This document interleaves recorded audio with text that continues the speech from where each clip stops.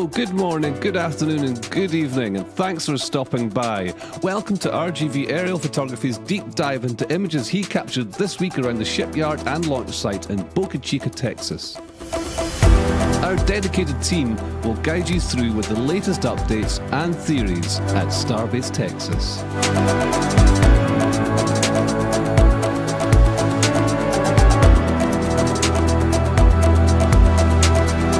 If you're new to the channel, be sure to hit the subscribe button and the bell icon for future streams.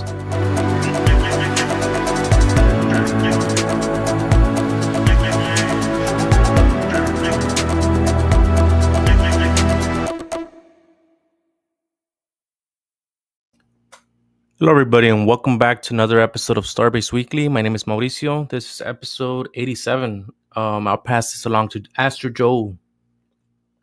Hello, Team RGV. Welcome back. Thanks for having me back again. Appreciate y'all. And good day, good afternoon, and good evening from all fans around the world. We got a great show for you today. I'll pass it on to Dave. And good day to everyone, wherever you are around the world. Once again, SpaceX is moving roughly at the speed of light.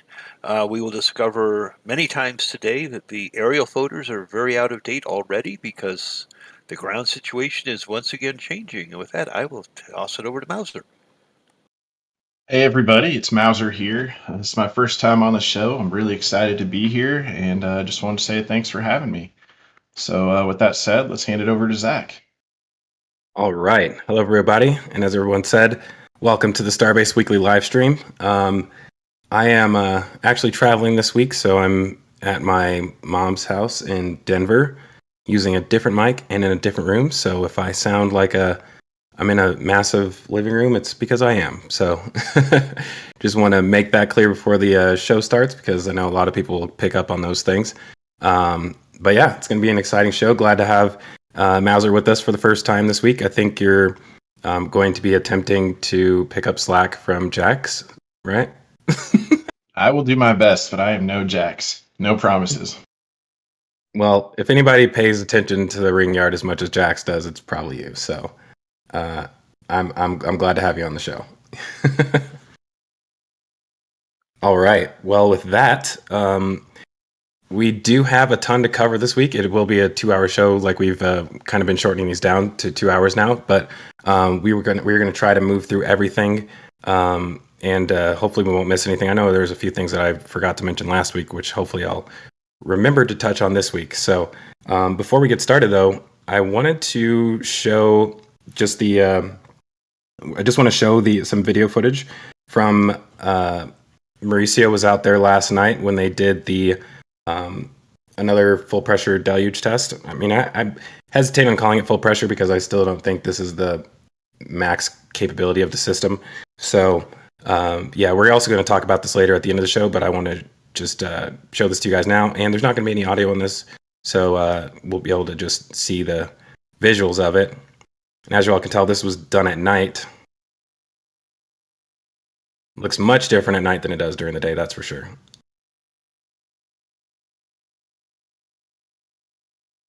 But yeah, one thing I'm definitely noticing about this test is that it seems like they ran this at higher pressure than they did last week, or the last time. And I think we'll touch on that a little bit more during the show about why that is. But I'm sure most of you can probably guess why that is if you've been watching the show every week. But I'll play it for you guys one more time. I think a lot of this looks really different just because of the fact there's no light, and the light that there is reflecting off the water in a weird way. So it kind of makes it look like it's a lot more volume than it is, but it also is coming out a lot with greater pressure than previously. I would say this is closer to what happened during the static fire test, but I mean, the really cool thing is you can see the water inside of the tower. Like it's reaching the top of the tower up in this area right here. Mostly just mist up there, but still quite a bit of water. One thing I seemed to notice was at the very beginning of the test, it seemed like the vertical columns shot off a little bit earlier. And so you get an initial spurt of water that went really high. So I don't know if they were tweaking timings or what.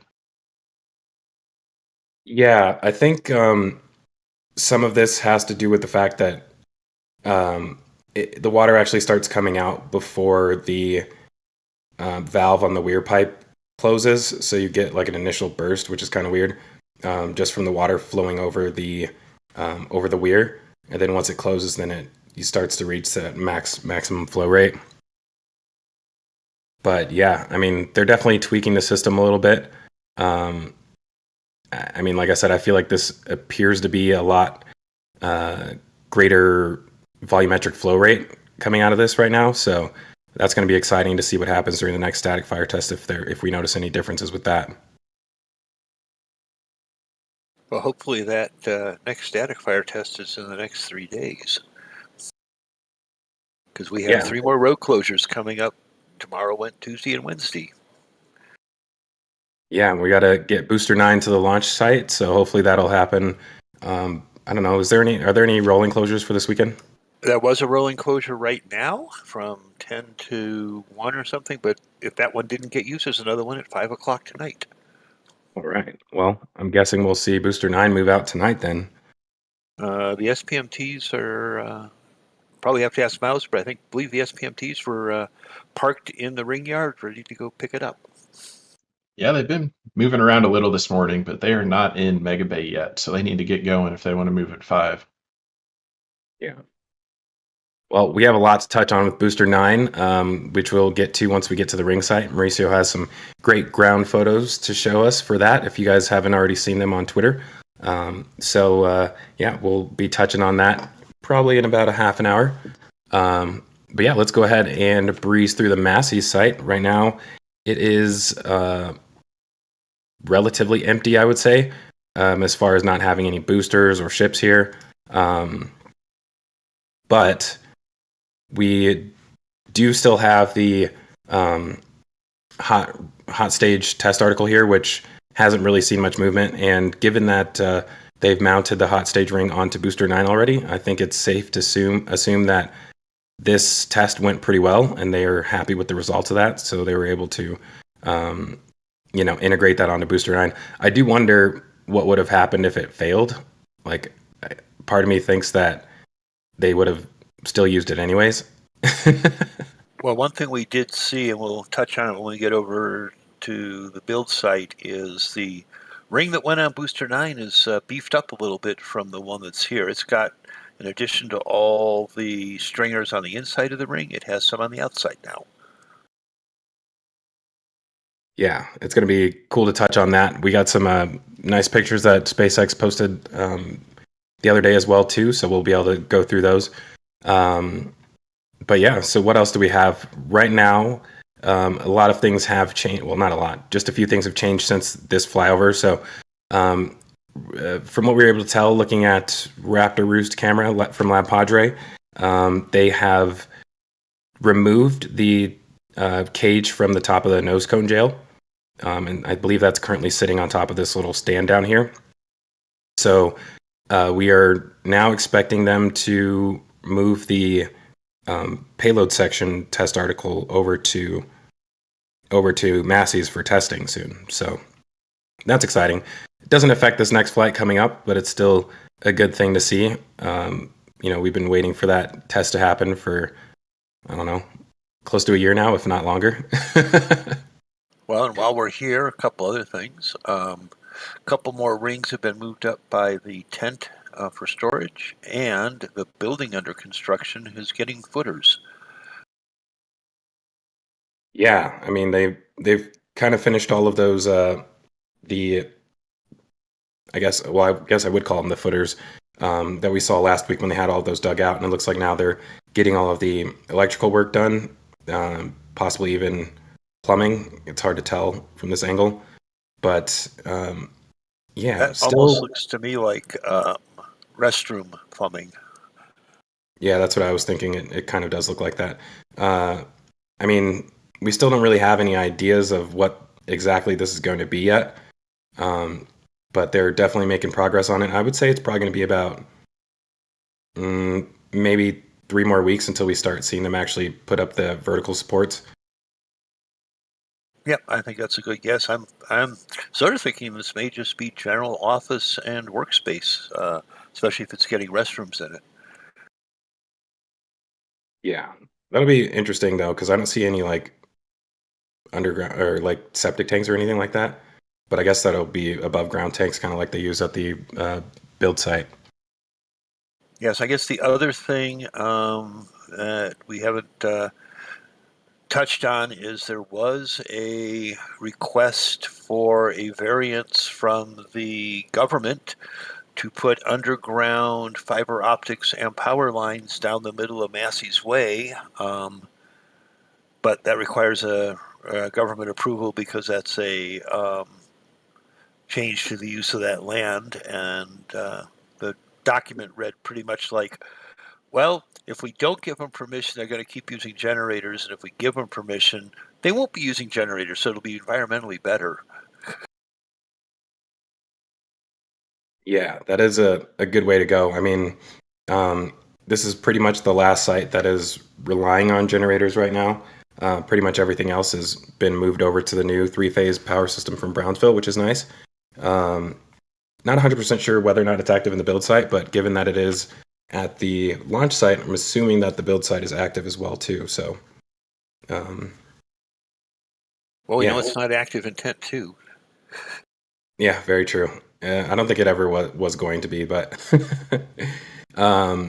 yeah, beyond that, there's just one other thing that I wanted to mention. So it looks like they're finally making a lot more progress with getting these 3 tanks hooked up. So they've ran them over to the pumps over here, which are now combining it with the other set of 3 tanks right here. So these, kind of surprising that it was taking so long to get these hooked up, but seems like they didn't need them to do the initial booster testing. So I'm still interested to see whether or not these remain to be liquid nitrogen.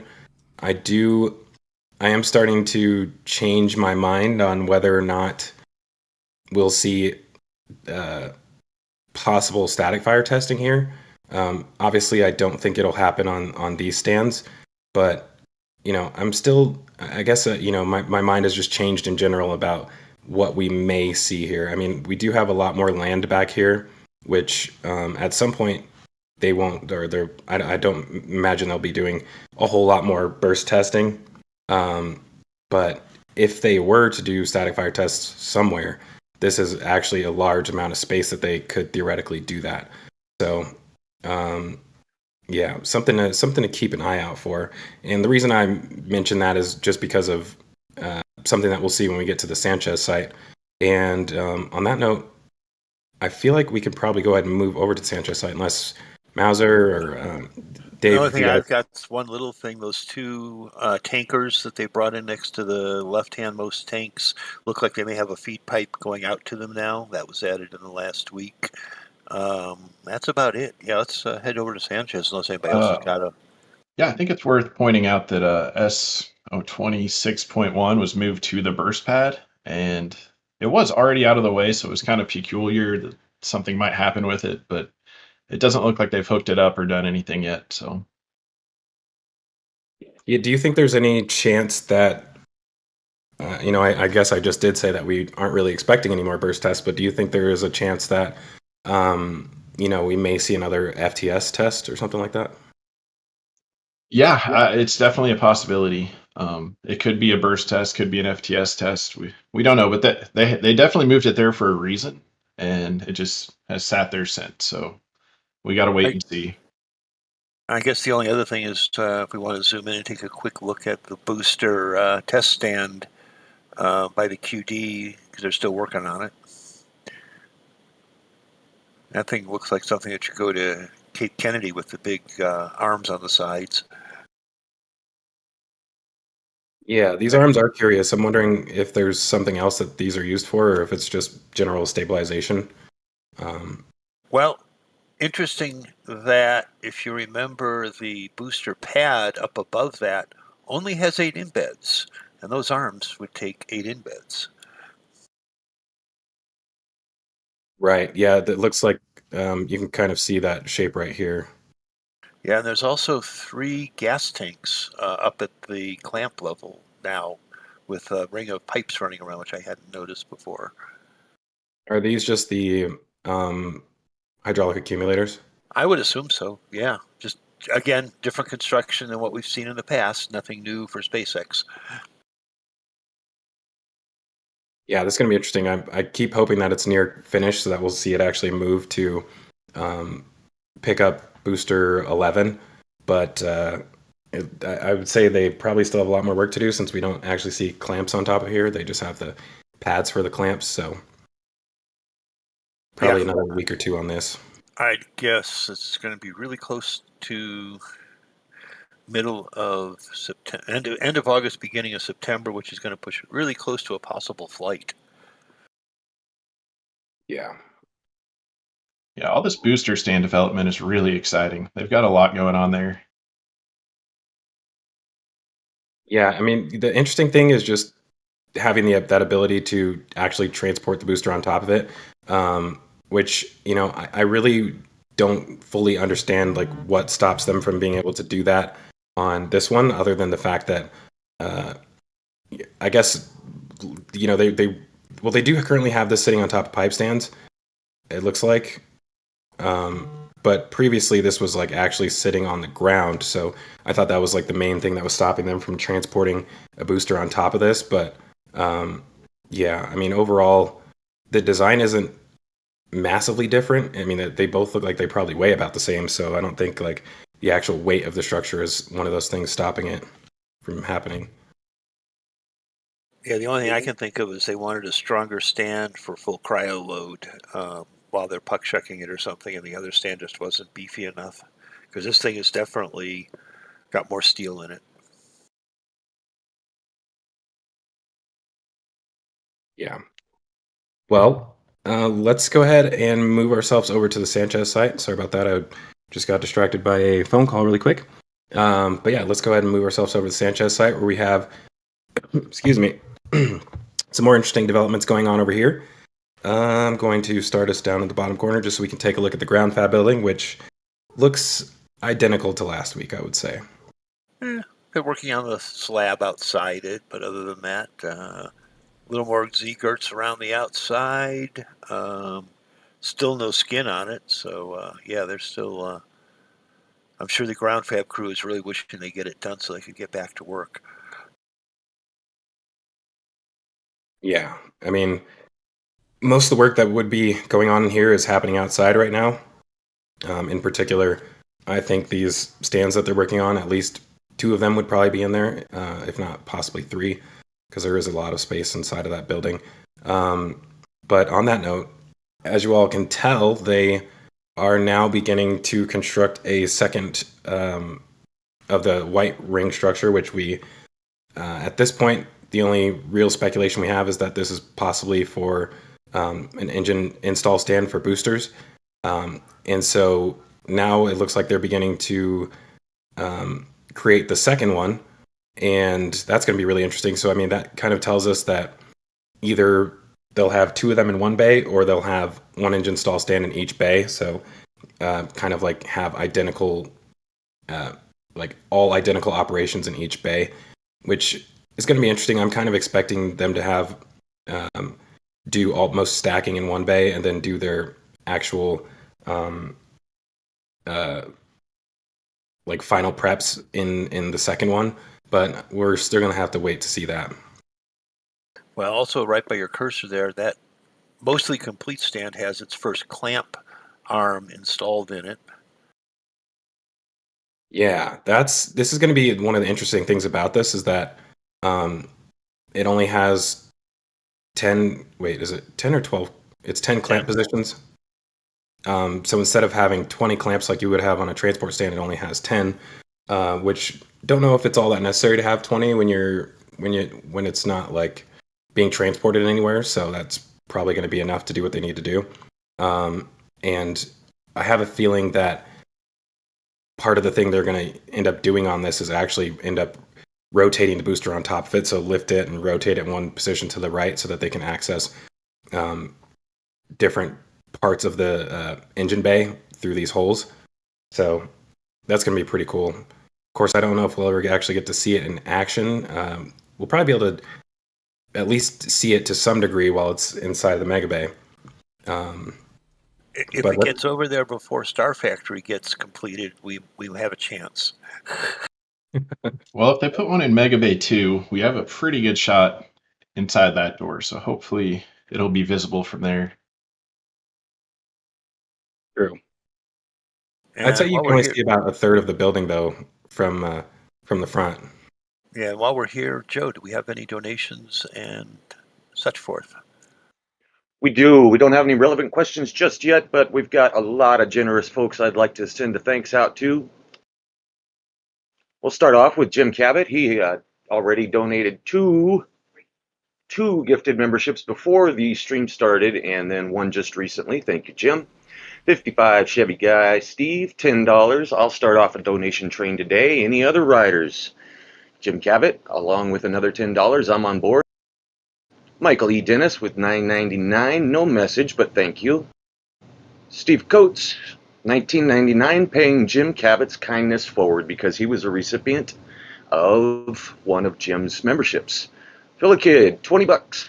Let's forget flying. Let's go. Let's go flying. Forget the train. Cranky Old Man, 65, $10. I'm on the train. P 2.0, $5 Australian. I'm on this train. Sharpie, $10 for all your hard work, RGV team. Nick Bergboard, I don't know what currency that is, but about $20. Thank you guys for your great imagery. I've seen it in many other videos, and you as the source deserve a donation. Thanks, Nick. William Foss gifted a single RGV membership. Andrew Springer, $49.99. Happy Saturday. Thanks for your generosity, Andrew. And that clears us up. Awesome. Yeah, well, moving over a little bit, we do have the second ring stand under construction, and they are also in the process of building another one, or about to start building another one. You can see all of the sections over here for that. I mean, it almost looks like it's kind of hard to tell. It almost looks like there's going to be 3 of them, but yeah. Do you guys have any updated thoughts on this? I'm mystified. Yeah, I was going to say no, I don't have any thoughts. I've been watching it and just, I don't know what it's for. Yeah, we do have some ground shots to show it. Let's see here. They're playing Confuse the Watchers. They're doing a really good job of it. Usually I at least have some bad ideas, but not this time. Just no ideas at all. I mean, it's definitely a 20 opening, so 20 clamp stand, booster style. But it looks like it again has the same type cross clamps as the white one, so definitely not an OLM swing arm support system. It's still got the square holes there. Yeah, I mean, to me, this just screams static fire test stand. So when you can, as Dave mentioned, you do have the 20 positions for the clamps. So unlike the Raptor install stand, this one either is going to be involved in transporting something or having fully loaded boosters on top, possibly. And I mean, the way that these holes are positioned, it doesn't look like it's as much for accessing the engines for maintenance, but instead, this gives them direct access to the Raptor QDs, which are right next to the clamps. So I feel like we may see Raptor QDs mounted in here. And I don't think they would be the same as what they have in the launch mount, because those ones have to actually retract fully into the table. But these ones, they shouldn't need to do that, because you're not like actually having to lift off from the stand. You're not launching from the stand. So most of the retraction stuff won't need to be here, other than the piston that pulls the actual nozzle in and out so it can connect to the booster.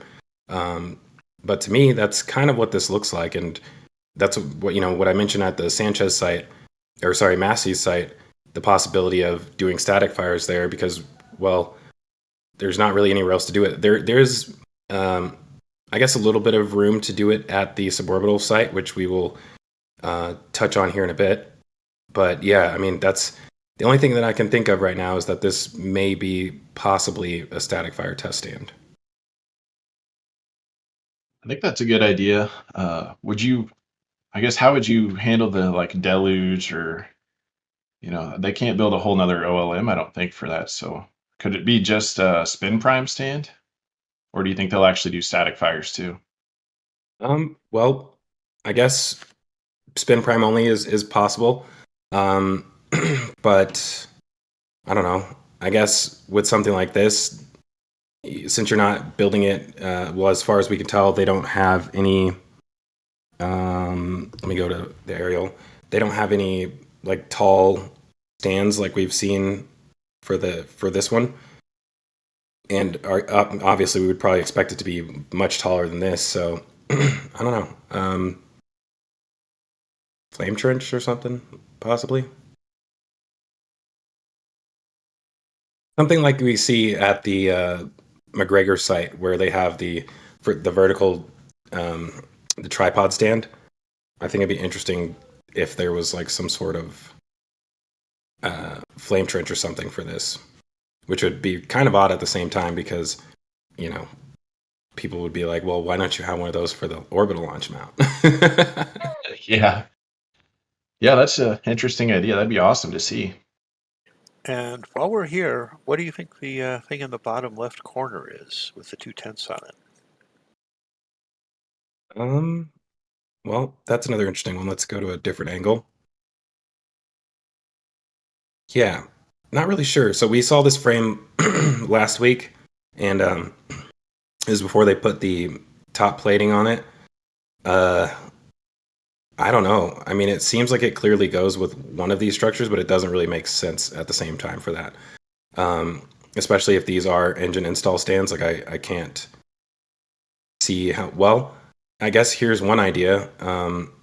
Maybe like some sort of elevator, but I don't know. Like putting jacks underneath it so that it can actually lift up. So if you, instead of having to lift engines one at a time, theoretically you could place them along like in each position and then lift the whole thing up at one time. I've been waiting to see something like that for a long time, where they can install multiple engines at once. Well, if we look underneath the triple tent right next to the left of it, there's all the clamp arms for the white ring. Yeah, you kind of stole my idea there, Zach. I was going to say that basically reminds me of BART or the dance floor, whatever you want to call it, but it won't have to fold up under an engine install stand because it'll never have to get out of there. So it just lowers, put whatever you want on there, raise it up, install your engines, and you're done. Yeah, that would be really interesting. I mean, look at I'm noticing now there's these little holes on the bottom down here. So I wonder if like part of that elevator system is connecting to these, if that is what it is. But I mean, I guess we would expect to see a second one of these if that's the case. As soon as we see another one, it'll probably make it pretty obvious what it's going to be used for. And while we're in this frame, top right corner, we are collecting all the rings from the ring yard that got cleaned out when the LR 11,000 was dropped to get its new jib on. They're either cleaned out there or these are headed to scrap, one or the other. These are all a bunch of really old ring stands. Yeah, this was where they were constructing the tower sections, and kind of makes sense why they got rid of those jigs for this. Well, number one, I guess they're not really necessarily needed right now. Although I do expect that we're probably going to see another mega bay soon, which we'll kind of touch on a little bit more when we get to the ring yard. But yeah, one more thing that I noticed down here, they got these random frame pieces down here. They almost look like for windows. I'm trying to say the windows, or maybe they look almost like the roof sections, like the little white roof tents that they're welding under. They look like they've got a peaked end on each end of them. Right. Well, I mean, the reason I think these could possibly be windows is because we are expecting windows on the side of the Star Factory. Yep. On the nose cone side. So I do wonder if they're possibly doing prefab for that out here. Obviously, I think it would be 2 window sections on top of each other. Oh, wow. What is this? We got another one. Okay, that's kind of the same thing. There's a bunch of them, though. 1, 2, 3, 4. What about 8 of them? 9? 9 at least, yep. There's one bottom center, they're welding up the rectangle, and then top they're adding some of the dividers in, yeah. And then to the right, we have a bunch of staircase units, which we will touch on when we get to the launch site. Yeah, these are for the integration tower, and with how many of them we're seeing here, it does appear that these are going to go all the way up to the top of the tower, which makes sense. I mean, only having them go up halfway just to the QD level doesn't really make a ton of sense. So kind of nice to see that they're actually going to go all the way up to the top of the tower with those. And move us over a little bit. Let's see. Not a lot of... What is this? Okay, that's just a rack. At first I thought this was a staircase going somewhere. I was like, what is that? I think that's just warehouse racking that has been pulled out or is going in. I can't tell which. Yeah. Not a lot of changes with the fabrication tent. Probably don't really expect to see anything there. But we do have more progress with this water tank. And I have some good ground images that kind of show where they're at with that as well. And this will show the difference that 2 days makes. Yeah, I mean, they definitely did a lot of work on that within the last 2 days. Let me see if So this was Wednesday, and it was 1 ring high. And here was yesterday. So as we kind of mentioned the previous week, they are building this from the ground up. So we can't really see the jacks that are used to do this, but Nate kind of explained last week, it seems... Wait, is this one of the jack stands? No. It's just a bucket. I don't think that is, but I think the things on either side of it are. The little darker gray things, I think that's where the jacks come through and grab the ring section. Not what's laying on above your cursor, in the black gap. Mm-hmm. So yeah, they lift up the tank, slap another set of skirts around it, and then drop the jacks down and repeat that as needed to get it as tall as they want to make this tank. This is a very common circular tank construction technique. Unlike the SpaceX one that welds everything, this is all bolted. Yeah, this is going to be interesting because, we still haven't figured out what the purpose of this is. Especially given its location is a bit odd, unless it's part of the air separation plant, or it could just be general water storage for the whole site. But yeah, tough to say on that one. Moving forward, we also have engine install happening on Ship 28. So Ship 28's been here for a few weeks now, and they just started engine install the other day. Mauricio got some cool ground images of that as well. We have some of the Raptors before they were being lifted in, and have a little bit of something new on these that we haven't seen before. So this is a engine, I think 246, I want to say. Well, I see 46, so Thought I that's saw interesting. the The power head here is number 232, but it looks like the engine is 170 something. Well, I think these are 2 different engines here. Could be. Yeah. So yeah, all the way into the 250s nearly for the Raptor engines. I'm sure they're well beyond that, probably all the way into 300 now, because whatever they're putting on Booster 10 is probably beyond these numbers, I would have to guess.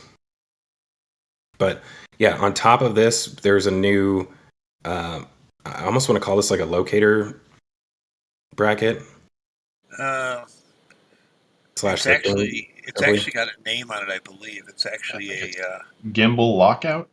Gimbal lockout, so that the gimbals don't gimbal while you're working on it from the bottom. That the gimbals aren't flopped over to the side. They're held vertical to make it easier to install it on whatever it's getting installed on, and then you pop these off after all that's hanging from the rocket. Which, just shout out to Mauricio for getting such an incredible shot that we can read all that. Woot, woot. Yes. Yes, that's very impressive photography.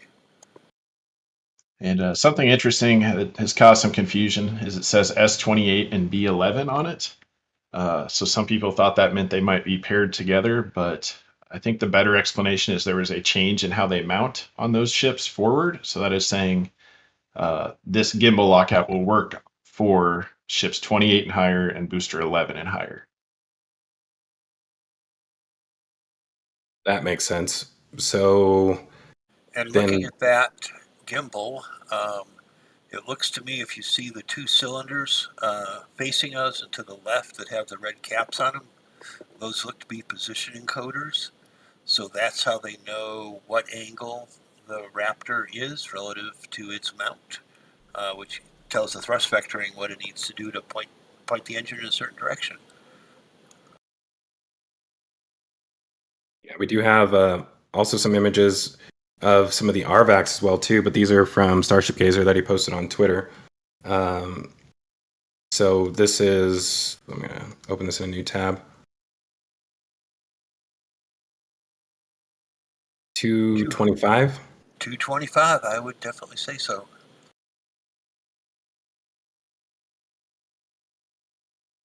And then I think this is one of 28's gimbaling engines back here. And there you can see the electric thrust vector actuator, number 200 and whatever. Yeah, interesting. I wonder why they didn't need these for the previous engines. Like, I wonder if it just has something to do with the electric TVC. Like, I almost want to say like the hydraulic ones were able to lock themselves out, and these ones are not. I also think, I don't remember these position encoders on the old engines, but also these position encoders and the TVC will only be on the center Raptors. Everything else is rigid. So different requirements. It's maybe the lockout is to keep the gimbal from flopping with these encoders in place. Because the old ones were used to seeing the gimbals laying over to the side. So I guess Mauser with the sorry, I keep going to the wrong image here. With this saying B11 or sorry S28 B11, so I guess should we expect the older engines there to be older engines on Booster 10? Like, That's a good question. Yeah, probably. I'm not exactly sure what the change was that would require them to have specific lockouts for booster 11 and higher, so I can't say for sure, but I think between the jump to higher numbers and that saying B11 on it, that's probably a good assumption. It might be as simple as not having a mounting surface or a bolt hole that these mount to on the older engines or on the older boosters. right, that would make sense. It is pretty incredible. I came across that image SpaceX tweeted out when they made their first RVAC. And if you compare it to the current RVACs, they look so much simpler. It's incredible how much they change these engines over time. Well, that same original picture had a regular Raptor too, and it has totally changed.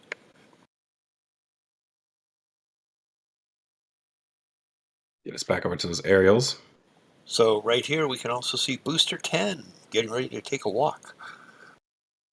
Yeah, so after this, I think it was I don't know if it was the same day or it was the next day, Booster 10 ended up rolling back to the Mega Bay for engine install. They had to roll it forward for a little bit, put the counterweights on it, and then they moved it to the Mega Bay. So now we have an open position there, which we don't have a completed booster to go there. So now there's an actual open spot, so Booster 4 should be safe for a little bit longer. Not sure how much longer, but yeah, for now it's good. And another big thing we have going on here is obviously Ship 20, which they were in the process of installing the TPS tiles, well, they are still in the process, and you could see that at the time that Mauricio took these photos. I'm going to try and get another angle of this. You want to change your ship number? What did I say? 20. Oh yeah, 25. So they had started to put the TPS tiles on here, and then if we go to look at the ground images, we can see that they ended up taking some of them back, or all of them back off, as far as I could tell. So hold on, let me see if I can find the correct image for that. I can't tell if it's at the beginning or at the end. Give me a second. While I'm searching for this, Ash or Joe, did you want to touch on any donations? Indeed, I do. Wilbo Tiberius Baggins just became a RGV flight supporter. Thanks for joining.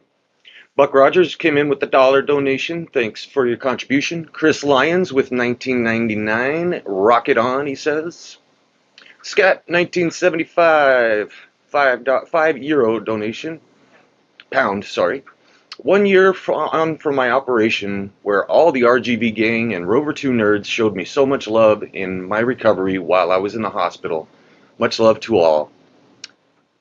So glad to have you here with us still and still recovering well, Scat. Will Robinson, $5 super chat. Mauricio, check your PayPal. Hopefully the amount is enough to cover the cost of your next flyover rental and fuel. That PayPal came in with $250. Very generous of you, Will Robinson. Thank you so much. Another PayPal donation from Crayman, $9.87. Thank you so much. That covers our donations. I got a couple of questions here, kind of relevant. L Alien 859, what do they use the ASU for? As far as I know, they bring all the LOX, methane, and LN2 from a third party. Air separation unit, I believe, ASU. Yeah, so I did put out an episode about this a few months ago. If you haven't seen that, I recommend checking it out. But the ASU is active. They do fill about, I want to say, probably somewhere around 20% or lower of their liquid nitrogen and liquid oxygen comes from here. So we were able to actually track the some of the tankers as they were going in here during the day of the after the aborted launch on the 17th. The day after that, we caught a bunch of. I was pretty much tracking all of the tankers where they were going, and it seemed like about 15 to 20% of them were still filling up for the ASU. So it is active. I just think that it's running at like a low capacity essentially, and so once they add all of this other equipment that's down here, I think we will see the capacity of this be increased, and that might involve actually adding additional storage tanks as well too.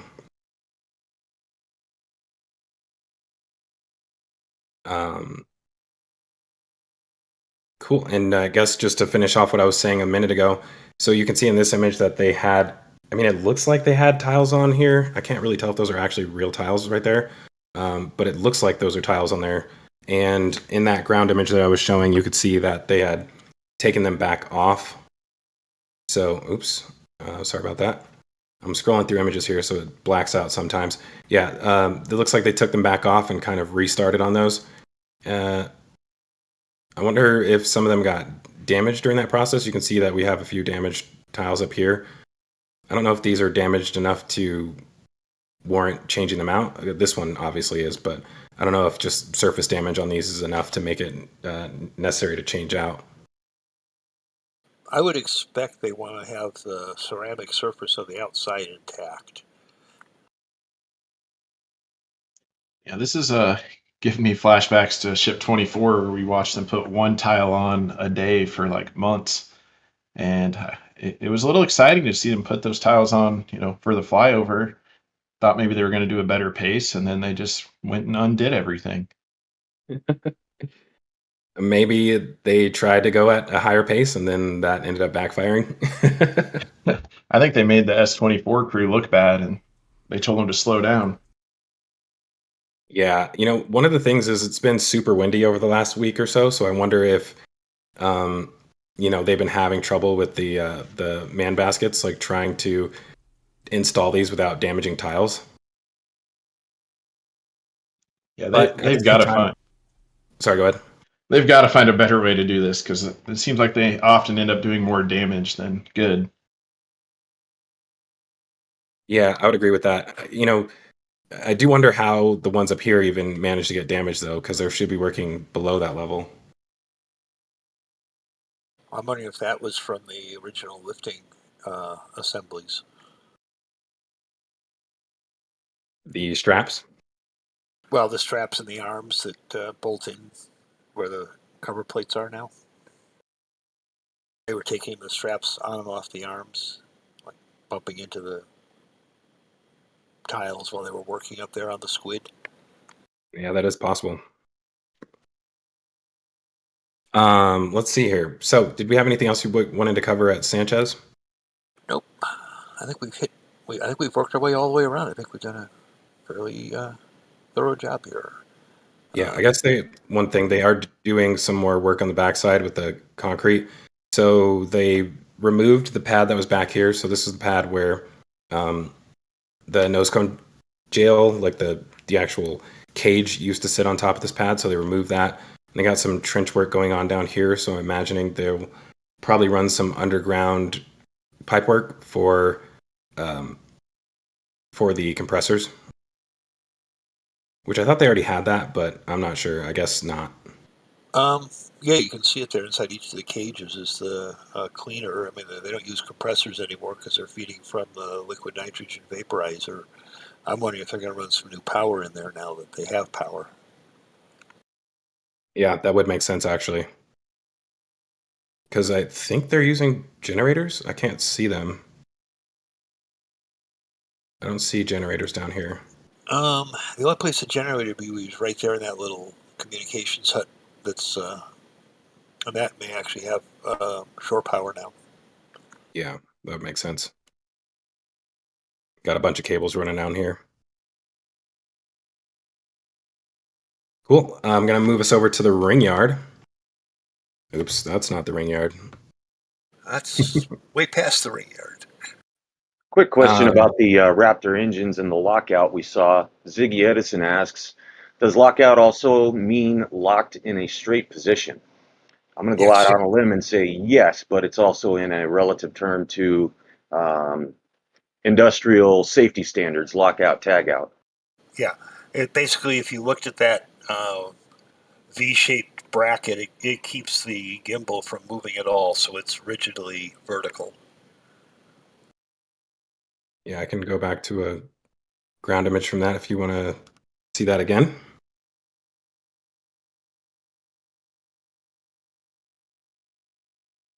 If you see the top plate there where the hold down lifting hooks are, the silver parts are the actual upper gimbal, and that is very nicely horizontal top surface, vertical body, so rigid up from the engine past the double gimbal.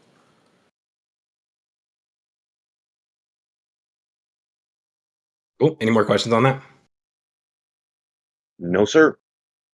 I do see Michelle has a good question, which he didn't preface. What is the little spiral in the grass behind White Bay? That's a pretty garden. That's art. Yeah. Oh, wow. These trees aren't looking so good, huh? Need a little. They need to get some roots in the water. And some rain. It's been so dry down there. Yeah, for sure. But yeah, just a spiral. I mean, I think these are plants in here, so yeah, it's weird little garden. There's the same type of little shrubs that are along the tree line on both sides. A couple rows of little shrubs and plants just to make a pretty area.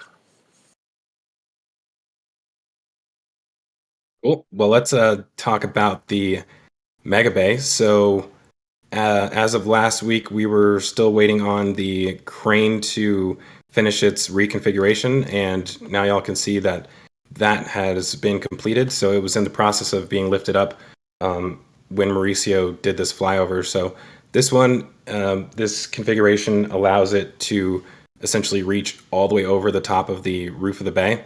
So you have the a derrick on the back, and then your lefting jib up here. So yeah, essentially, I think once it reaches past this point, it's above the top of the building. I think this red section right here puts it above the top of the building. So they're basically doing this so that they can be able to lift all of the roof beams, the roof trusses, and the stairs, as well as the bridge cranes.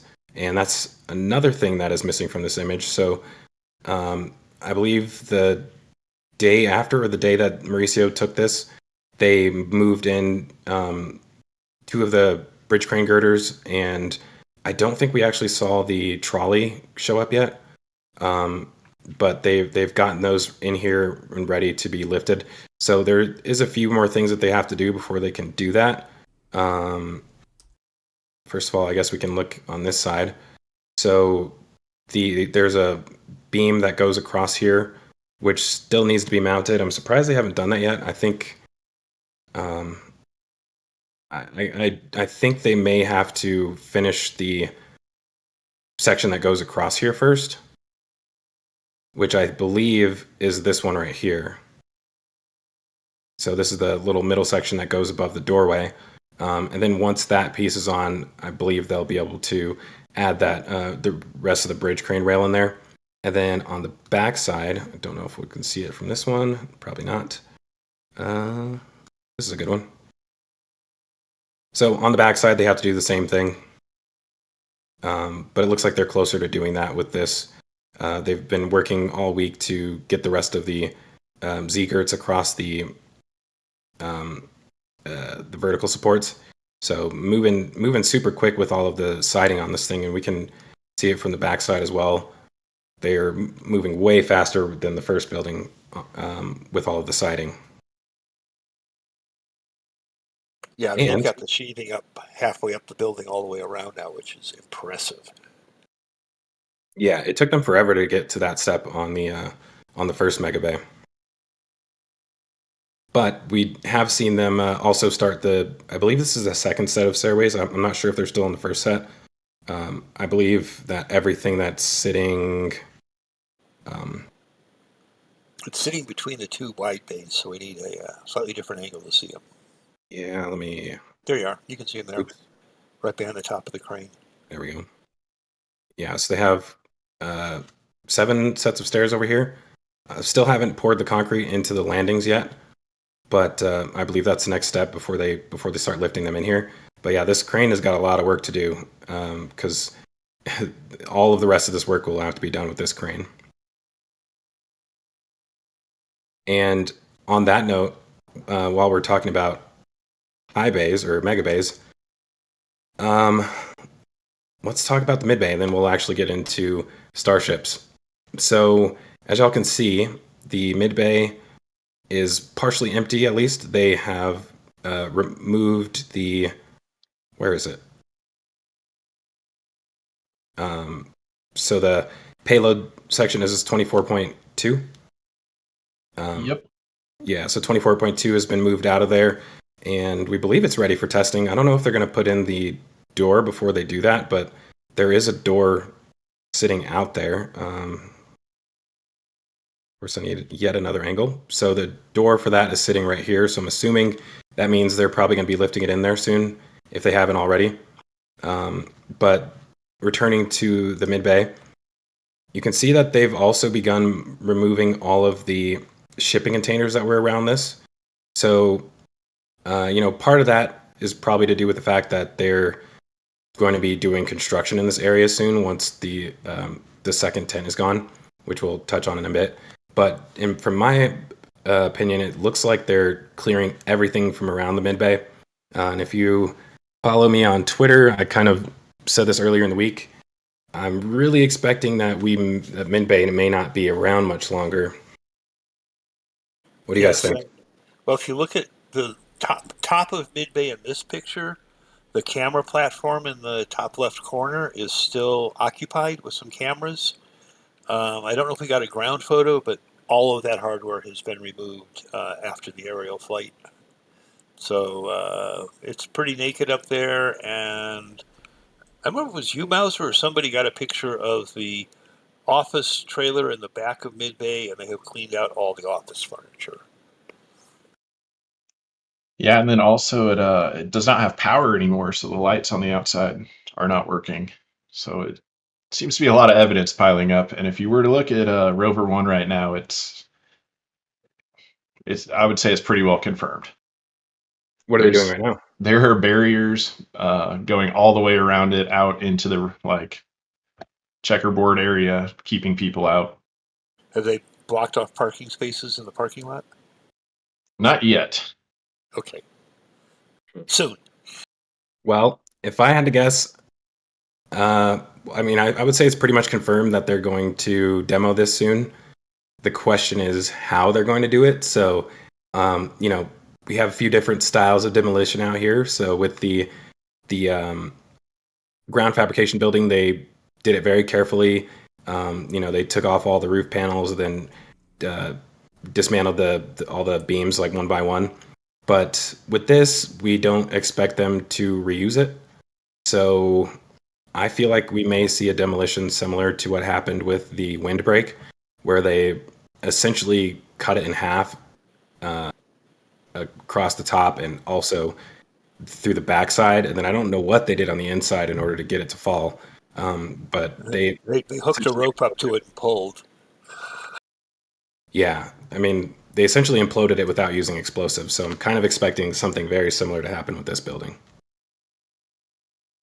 I would not be surprised if, they clear everything out of there. The big question is tent one or mid-bay first, or do we let mid-bay come down and take tent one down with it? Well, I don't know about that. I feel like that's not a very safe way to go about it. What, did you see how they took the end of tent two down? Yeah, that's a good point. Matter of fact, let's see. Well, no, I'll wait until we get over to the Star Factory before I touch on that. Mauser, what else do we have going on in the ring yard though before we start talking about the tents? Well, it's kind of a wild week for this because everything you see in the checkerboard there is gone. They have moved all of it since Wednesday. You're talking about this stuff? No, everything in the actual ring yard. All of that is gone. Maybe there might be like a dome left, but everything else has been moved out of the way, I think, because of mid-bay.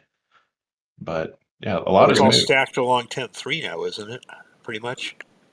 Yeah, tent three, between tent two and what was tent two and three, and then in front of tent three in the Star Factory. Well, you know what? On that note, let's just go ahead and talk about the tents really quick. I'm going to bring up some video footage. Sorry about that. I had a decent time lapse, but I think Vix may have posted a better one. So I'm going to see if I can find that really quick. Let's see here. I'm searching through her Twitter. Matter of fact, I'll just switch over to that so y'all can see as well. There we go. That's the first video, but I'm going to start with the first part of that destruction. So this right here, you can see this is tent 2 over here, and they first ripped out all of the siding on the interior siding on the inside of it. Now you can see that they started just using a telehandler to start scraping away all of the exterior, and then they just collapsed it on that edge. Then they spent a little bit of time just cleaning that stuff up, and then there's something to mention there, because in the left-hand corner, as it was coming down, there was a thrust ring section just sitting there under all the fabric coming down right next to it. So looking back at that, it almost looked as though we were seeing through the other side of the tent. It's possible. Wait, where? Right where the excavator pulled down the corner, you could see a ring section. Is it visible now? No, it's behind the wall. Right. It's on the very left side. It's right up against the wall of the tent. Inside of the tent? Inside the tent, it looked like. It might have been through the front center door. That's a possibility. Okay. Bouncer does have a good call there. So let me grab the second video where they had finished were finishing the demo work, and I guess this is not what she was trying to show here. But this is the House of Cards disassembly technique. Yeah, looks like a bunch of ants just taking apart like a piece of food or something like that. But if you look at this video on the right hand side, between tent 2 and tent 3, there is a lineup of ring sections. And the other thing of note that was happening here, you can see that ship 30 was stacked onto its aft section. So now we have another fully stacked starship back there. And tent 1 is got no power and is in the dark. Yep. So we expect tent 1 will probably be coming down next. I wouldn't be surprised if they start that over the weekend. There's a possibility that they may want to have that done first before they start to bring down the mid bay. But returning to that aerial view. Yeah, so there's a couple things to point out here. I think Ship 29 right now is doing its downcomer installation, which I don't think anyone knows how it works right now. Isn't Ship 29 fully stacked? Or sorry, Ship 30, yes. Thank you for correcting me. It is getting its downcomer. I was going to say, if people can't tell, there's so many ships that we're all having problems keeping track of which the current one we're talking about is. Yeah, it's getting difficult, and they're all starting to be more similar. But yeah, it's getting its downcomer, and then its aft section. Is the aft section wasn't in here right now, right? This is just a turntable? Correct, yeah. The aft section is in mid-bay during the flyover. Oh, okay. So that's the aft section. So mid-bay is fully cleared out now then? Yep. Okay. Let me go back to that image, sorry. I had a better one that I was just looking at. Maybe this was the one. All right. So the downcomer installs happening in this shot right here, essentially? Yeah, we don't exactly know how it happens, but the ship will get lifted and moved like 2 or 3 times over a couple days, and then they move on. So they're doing something, but we're not exactly sure what, and it's when the downcomer should be installed. So we have to assume that's what they're doing. It's really the only time in the sequence where they should be doing it, so that's our guess. And then the flap you see laying there, that is for Ship 29. And that was installed, I believe, yesterday. Wow. So 29 has both aft flaps, and now it's really mostly just missing the finishing up the tiles around the weld, right?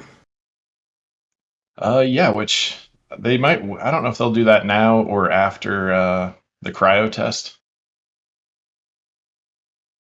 Right. Let me see if I have some ground images of that for us to show. I didn't see any looking into the high bay, but I'm sure there's got to be one.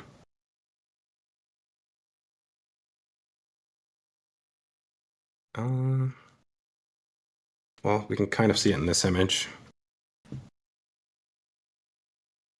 Oh, here's a better one. So yeah, there is ship. They have started doing the tiles up here. Oh, yeah. They still have the damaged tiles on the flaps from the lifting rig that they were using, which it seems like they've the 2-pin destruction rig. Yeah, it looks like they've stopped using that for now, which is unfortunate because it seemed kind of promising at first until it started damaging the actual tiles when they were using it. I wonder if that's a simple fix or not to redesign that.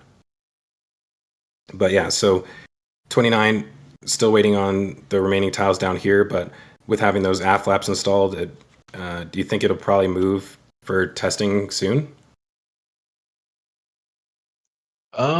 Yeah. I mean, there can't be too much more left to do. It's more just about what's in SpaceX's priority. I don't know how focused they are on launch versus testing more vehicles. So they might wait a little while, but it's pretty much ready to go. That's awesome. And it should be noted too that they can actually do 3 starships in high bay now, so they don't need to get it out of there to take ship 30 off of the turntable and start working on it. They can do both those simultaneously. Wait, are you saying they can start stacking 31?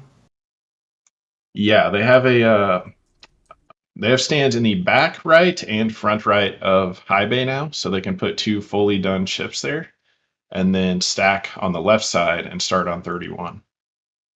Jesus, I can only imagine like walking through there how cramped it is. That'd be pretty cool. It definitely complicates things. You can see they have some trouble like getting sections in when they're trying to bring the next section into stack, but being able to work on 2 full ships at once is a nice change. Let's see if I can see that other stand. Maybe this angle will show it. Nope. Yeah, I don't know that we've gotten a good shot of it before, but you can see the scaffolding and ground shots in the back right that is identical to the scaffolding in the front right. Okay. Yeah, we can't really see past it that well. Another thing I noticed out here, I don't know if this is new, but I think they just installed this massive rack for aft flaps. I think that's new. I think it's been there a little while, but conveniently located. I do see that they're refreshing the concrete slab once again. Well, I think there's a change of height going on in here. So this line right here, going down to right here, all of this has been replaced, and I think they still need to replace everything going forward. But I'm not sure on that because I believe there's a height difference between these. You can kind of see that they've got gravel down here to kind of make a little ramp between the two of them. So I think that they may need to redo all of the concrete down here, possibly. For how many time? And they're also doing it down here. That's weird. Yeah, this concrete has been replaced so many times. It's crazy. Let's move on to boosters, though. So we know that Booster 9 is currently in the Mega Bay, and again, we have some good images. I'm going to show some shots from SpaceX. So let's see here. First of all, I'll go to my own Twitter page. So we had, where is it? Hot stage ring. I think, there we go. So the hot stage ring was transported into Mega Bay on Friday. Yeah, a little sneak attack there in the middle of the night. This thing comes blazing across Rover 1 camera. Wait, this was Thursday. Yeah. Yeah. So Thursday, this was our first time being able to actually see this. And one of the big differences that we noticed was obviously the dome being in place, which wasn't on the first version of it. That's at the Massey site. And so we were also able to see that SpaceX shared some nice images showing that being lifted. Why can't we get our cameras in positions like this? So this is really awesome. I will say that when I first saw the hot stage ring, I was like not all that impressed with it, mainly because it didn't seem to be like reinforced on the inside as far as where the dome would be. But obviously it didn't have a dome at that point, so it was tough to really say that for sure. But you can see here that they've gotten a lot of reinforcement on this. So there's basically like, I guess you want to call them like splines almost. Yeah, super ribs. I don't know. Yeah. Something else you can see here is compared to what it needs to be, this is much more complex electrically there is a lot of wire harness all over this lower side, connecting to all sorts of things. I'm suspecting that this is test instrumentation to measure heat and temperature, heat and pressure on the surfaces when they attempt to hot stage IFT2. But that's a pretty complex piece of machinery instead of just a simple dome. Yeah, I mean, some of it is going to be for releasing the clamps, right? Yeah, but that's only like 3 things, right? We need a switch that says clamp open, clamp closed, and an actuator that says open the clamp, close the clamp. So pretty simple, and only 3 of them. There's a lot more here than that. Yeah, I think some of that may be to do with the fact that they didn't necessarily have a way of actually performing a static fire test on top of one of these. So they'll actually get the data during I'm flight. sure that's what it is. Yeah, I'm totally positive that's what this is it's instrumented like it was going to Massey's for a test article, but it's going to be tested in flight. Yeah, so we probably won't, maybe won't see this on future starships. I would expect the first couple will have it, and then it will become simplified. Yeah, let me go to another image that they showed us. So this is it sitting on top of the booster. Got a job for you if you're interested, Zach. What's that? Sitting on a dome with your iPad. Yeah, I wasn't sure if this guy is the one controlling the drone. I think that's what he's doing, but I'm not certain.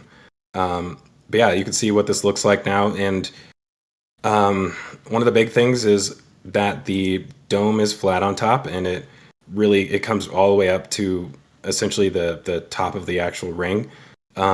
And there was some really good renders of this that were posted to Twitter. I'm not sure off the top of my head who had a good one. There were, like every 3D artist out there did a Raptor nozzle to ring dome render. I must have seen half a dozen of them from various people. It was obviously the thing to model of the day on Friday. Yeah, maybe someone can post one of those in live comms for me. But yeah, so I mean, essentially, without having one of those renders in front of me, you can kind of tell that, well, the engines for the center gimbling engines on the ship are nearly flush with the bottom of the aft skirt, and so that would make them be nearly flush with this. So there's like probably a few feet of offset between the two of them, but they all fit within this area right here. So right now it kind of seems like they will be performing the initial stage separation with RVACs. And let's see, actually Ryan Hansen Space had some cool ones. Let me see if I can pull one of those up really quick. I'm going to search for them from my Discord server. Hey, Zach, I just sent you a link to Coda, a 3D artist that just he did that render that you're asking about. Awesome.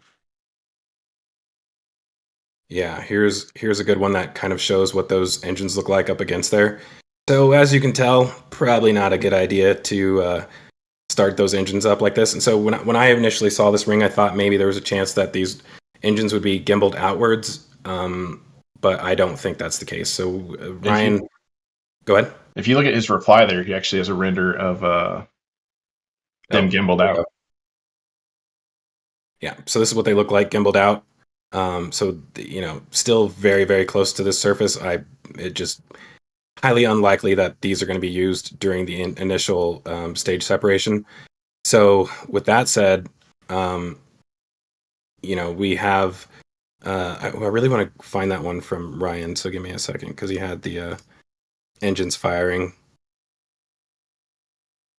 While you search for that, I'll mention that it's pretty interesting. I've seen a lot of people trying to do this math, and I don't think any of us know for sure, but the RVACs themselves don't have enough thrust to pull away from the booster. But it does seem like there's, the force of the exhaust might be enough to initially push it away. and then the center engines could light shortly afterwards to give it enough thrust to actually fully pull away from the booster safely. Yeah, or you drop. The assumption is for a booster is 3 engines at half power.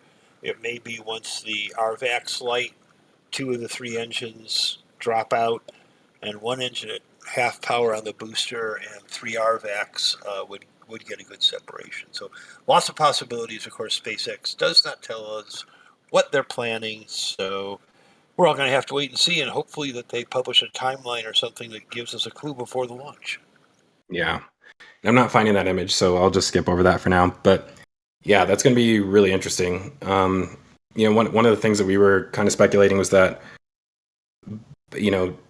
if the RVACs light up at the same moment that the booster's engines throttle down, then it could have enough inertia through that to actually assist in helping the ship at least get a little bit of separation. Obviously the booster is going to end up having a higher thrust to weight ratio after it separates, but that initial change of inertia could be enough to help them get away. So it's going to be really interesting. I really wish that Elon would do another Twitter space soon so we could actually ask more questions about that. Well, hopefully he does a technical Twitter space unlike his last one. But I will also mention, if people don't think SpaceX moves at the speed of light, the clip you showed of the ring going across the ring yard, about 15 minutes after that, it was on the crane and being lifted in Wide Bay. It went in the door, and like 5 minutes later, they had the sling on it, and it was in the air. It was amazing that night. Yeah, and this is Mauricio's ground images showing the top of that ring section. You can see that same guy sitting up there. And on this one, you can see the Raptor chill pipe really well right there in the front. Oh yeah, they did have to extend the Raptor chill pipe just a little bit. Note that the Raptor chill pipe does not run up a stringer. It runs right through a hole. Yeah, I think it's retained using it's got clamps at all 3 levels, but it's still going to be directly exposed to the separation thrust. Good point. Yeah, I wonder how that's going to work out. There's enough holes, so it'll probably be fine. Yeah. But it is interesting that they didn't even clock things to make it go up through a stringer. It goes up right through the middle of one of the gaps. Yeah, this is going to be really exciting to see this. Now that we have this installed, I believe, as we were saying earlier, that we should expect to probably see Booster 9 roll out later tonight, probably around 5 p.m., I think it was the closure. Yeah, 5 p.m. Central Time will be the scheduled start of the second possible closure today. Yeah, and I don't know if the SPMTs have rolled in there yet. They have not. All right. Well, they got some work to do. All right. So what else do we have booster related? Well, you can sort of see here, he caught it right in the midst. Right after this picture was taken, the old jib from the crane was loaded on flatbeds and left the site, headed back to the crane yard. What crane? The 11,000. See the semi-trailer on the left-hand side? Right. The old jib sections that are removed are being gotten out of the way. Yeah, just taking up space. Yep. Don't need them no more. Get them out of here. Yeah, so after they got rid of all that crane stuff and then the hot staging ring came across, they then rolled B10 to Mega Bay. So that happened before the ground photos, I believe. Yeah, so we have Booster 9 and Booster 10 in there, and then Booster 12 is being stacked currently. Yeah, it's kind of been in an idle spot for a while now. It's in 2 pieces. They did install that last grid fin, it looks like. But other than that, there hasn't been much progress. I think it's waiting on 9's flight. That would be interesting because they never really wait for flights to do stuff for the most part, but... Yeah, it seems like something's holding them up. I'm not sure what it is, but it's been ready to stack for a long time. 10 and 11 are already in the queue, ready to go. So they've got 2 on deck in various states of completion. So I think that gives them the buffer they need to decide on 12 after 9 flies. Yeah. Which that brings up a good point I should have mentioned earlier is that if you look in the bottom left there, you see 2 ship midloxes in the ring yard.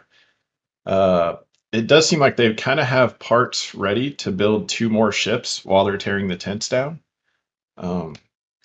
So I don't know if the boosters are in a similar situation or what, but they kind of planned ahead and are ready to go. We usually don't see completed sections sitting out in the ring yard like that. Yeah. Man, it's just crazy to see how much they have ready to be stacked, essentially. And on that note, I guess we will. Let's make sure we don't have any questions on the ring yard before I move us over to the Star Factory, so we can kind of move ourselves forward a little bit. We got questions all over the place. I don't know we're going to be able to tend to them all due to time constraints, but let me thank a few people first. Gray M and Methane Man, both gifting 5 memberships. Thank you both. Foom, $5 donation, super chat. Just says, hey folks. Jeff S. Jones, $5. To the moon, SpaceX. And Bjorvin Einerson, $10. No message. Thank you very much. Let's talk about the booster hot stage ring on some questions. Ayush Nikal asks, if RVACs fail to ignite, how will ship separate from B9? It won't. Exactly. Next question. Max B. Thoughts on hot stage adapter being integrated into booster versus remaining an independent part, hot swappable for inspection or refurbishment, etc. I expected, especially seeing all the stiffening underneath it, I expected it will remain hot swappable because you got to get underneath it to get to the grid fin actuators and control systems. So somebody has to be able to lift the hood on the ring to get down to the grid fin control system. Agreed. You know, one thing I want to add on the whole ship thing. So, in my opinion, the engines on the ship are more reliable than the booster, and that's partially due to the fact that all of the hardware to start up those engines is on board versus using the launch mount to do it. So, I think that there's some of the issues with booster 9 on the last static fire could be related to the launch mount more than the actual engines, and as far as we know, we haven't seen a static fire where they've failed to ignite one of the engines, at least with the ships, in a long time. So, I think they probably are well aware of the engine health before they even launch for the ships, because they are doing Raptor chill long before they lift off. So, I think that there's probably a low chance of ship engines not igniting. All right. Any more questions? Right. Agreed. And Bungie, who was just gifted a membership by Jacqueline, asks, could the engines on the booster shut down completely exactly as the RVACs ignite? The ship should be able to ignite its engines in 0G as they would have for the old staging method. Now, I'll take a quick stab at that. The whole goal of hot staging is not to get to 0G. You always want to be under acceleration to keep the fuel settled in the tanks. As soon as you go 0G, it starts floating around and you can ingest gas. That's true for both the booster and the Starship. So the goal would be minimum thrust from the booster, keeping all the fuel settled in the Starship so you don't need to do ullage thrust, and then light the Starship off and still have enough thrust on the booster to keep it going forward and keep its fuel tanks settled so you don't disrupt the fuel. I could certainly see, though, going down to one engine, which I think makes all the math work. Cool. All right, another quick one related to the ring yard and bay area. Crane Man asked, was the relocation gate of the office building, I assume the security shack, at gate B2 the first indication mid-bay may be removed? And related, John T asks, will they move Mid-Bay to Massey's? I don't think there's a purpose for Mid-Bay anymore. It's too small. I would say the first indication was when they started moving everything out from the inside of it, and also with all of the shipping containers going away, and then finally removing the stuff off of all of the equipment from the top of the building. So tons of indications there, and at this point, it's pretty much confirmed. And clearing the space around this almost suggests that they're going to drop it and not disassemble it piece by piece. So don't really expect to see it appear anywhere else. And Zach, you want to reload that image? You're really pixelated Oops. now. Sorry. I was still showing Star Factory. There we go. All right. That's about all the questions we've got that are relevant for the moment. We've got some old ones that were irrelevant to stuff we've already covered. So I'm going to work on cleaning stuff up, and I do have a couple for the future after Star Factory. So moving on. All right. Well, we are pushing our time, so I'm going to try and move through some of this stuff quickly. So first off, in the backside of the Star Factory, we have them doing some grading work. And I feel like I have to compare this to a previous image. I think they expanded out the where the fence was out here a little bit. So we were kind of speculating on what they were doing back here. And in my opinion, I think it's probably likely that there's going to be some parking back here. So for one, I think, well, actually probably not. I was going to say when this part of the building is completed, they may get rid of this tent, which would allow them to put parking even further back here. But this is related to tile production, so as far as we know, we actually don't know whether or not they're going to be doing that inside of this structure yet, but as far as we know, they're not, so it's a good chance that this might stay here. But as far as the actual Star Factory goes, they've, I think, started, I don't know if they started outer paneling on this part of the building yet. Matter of fact, now's probably a good time to bring in some ground images, because one of the things that we talked about last week, as far as like connecting these two structures, so we weren't sure whether or not they were going to do that now or if they were going to wait. And as you all can see, they have started to do that. So this was the first beam that they had in place, and it's not directly connected to this building, but it is really close. Yeah, really close. So I mean, that's close enough to allow them to finish the roof and then from the inside take down the walls.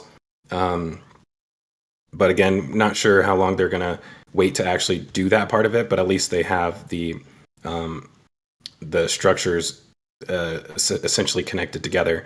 And I'm going to show some ground images to show the progress that they've made on that. So here's the ground images. And let's see, I need to find one that shows, here we go. There you can see all the columns and all the main beams continue across to the old Star Factory. Yeah, so that's really awesome to see. They're moving super quick with that. They've also peeled back the exterior of the building right up here. So I believe they're actually tying into that stuff. As far as like tying in the two roofs together. Oh, I guess the walls kind of started to come down just a little bit, but this seems to be just the area that they wouldn't be able to get up to with this beam installed right here. So they've kind of preemptively taken part of that down. Yeah, but it's also amazing how fast even that roof section is going on. This building is going to be weather tight. At least it's part of it. Pretty quick here. Yeah, they haven't started doing the outside on this on this side. I guess I kind of thought they had, but haven't seen it yet. I did see some more. Just putting up more Z-girt. Yeah, I did see some more bridge cranes arrive for this building yesterday. So I'm assuming we may start seeing the first of those go in. Tough to say whether or not it'll happen before or after this outsiding is complete. So there's a chance we might not see it. But returning to that aerial view,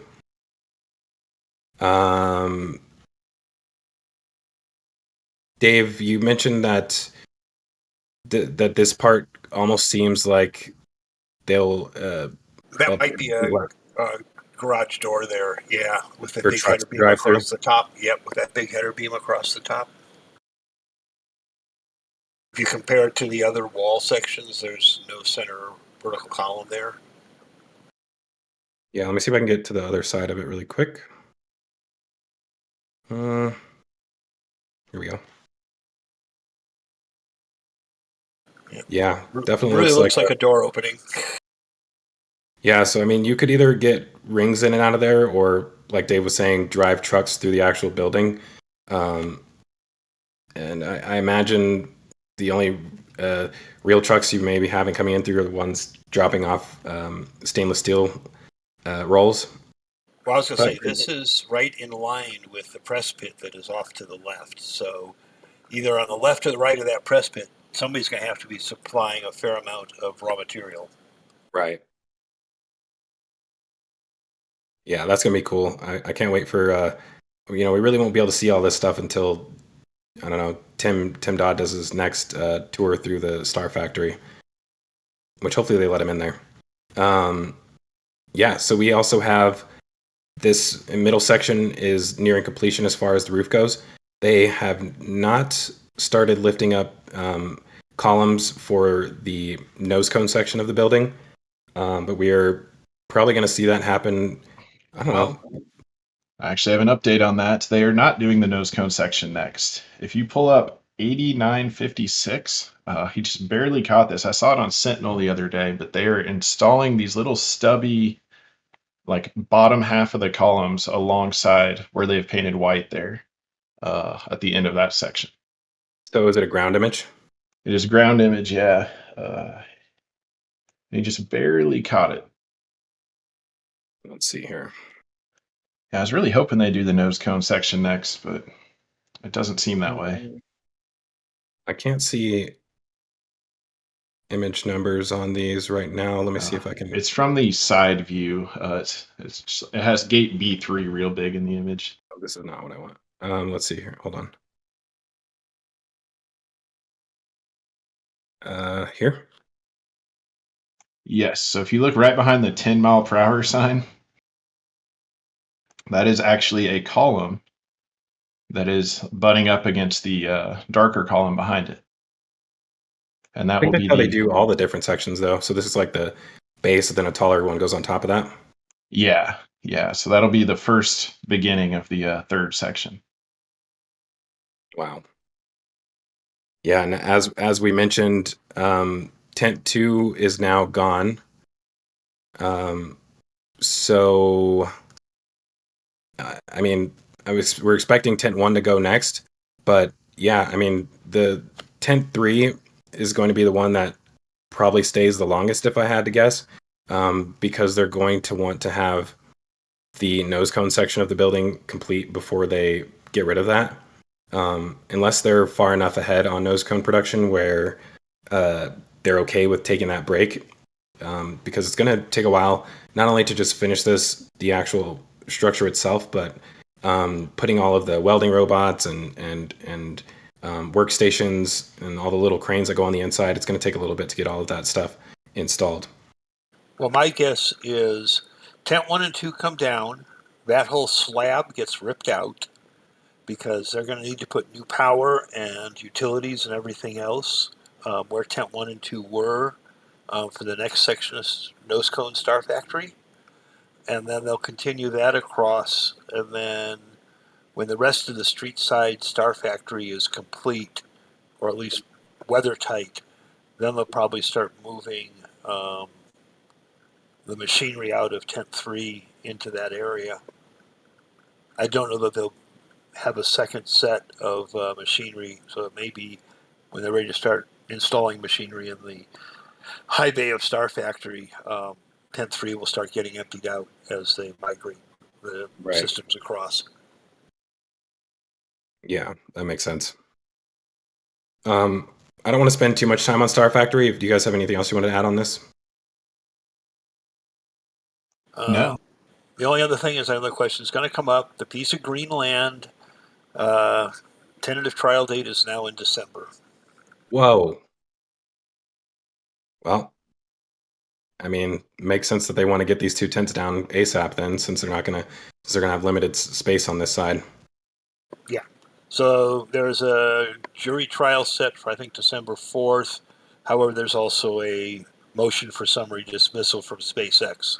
So we'll see what more legal machinations could happen before a trial, but that's the next thing on the docket. Interesting. We do have some relevant questions for Star Factory. King of the Skull Servants asks, how many starships/boosters will Star Factory be able to make a year once it's 100% complete and operational? I think that's purely speculation, but I think Elon said something about 3 a week.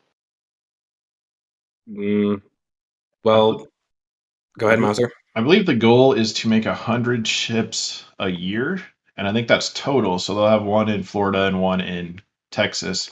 So they would need to make one ship per week, roughly, out of this Star Factory. That's right. All right, then. Moving on.